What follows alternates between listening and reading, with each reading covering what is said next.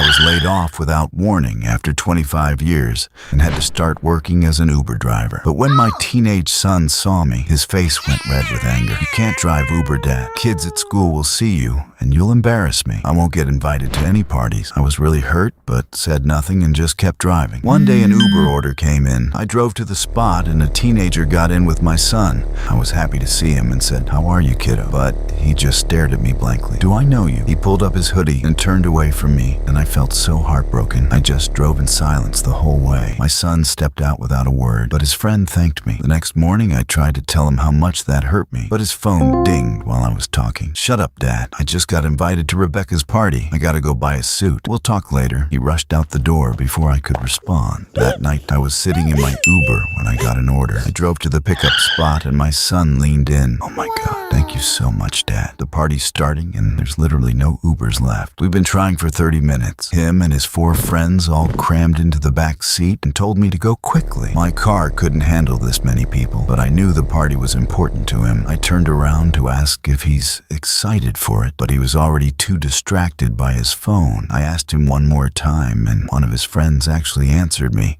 But my son never said a word. I felt sad and went to just drive. But right as I was about to press the accelerator, my son looked up at me. "Just drive, bruh. What's taking you so long?" He immediately went back to his phone. That's when I lost it and ordered them all out of my car. My son shot up. "Wait, what? Oh, now you want to listen, huh?" I replied. "You heard me? Out of my car." "But Dad..." "No," I interrupted him. "I'm not a clown to dance around you." My voice was steady. I opened the back door and kicked them all out. My son tried protesting about how he couldn't go to the party now, but I simply told him that's not my problem. I drove off and heard all his friends giving out to him, saying, "Why would you disrespect your dad like that when he's the one driving us?" My son's face was red. I just laughed because his dad, being an Uber driver, had actually embarrassed him in the end, just not the way he thought.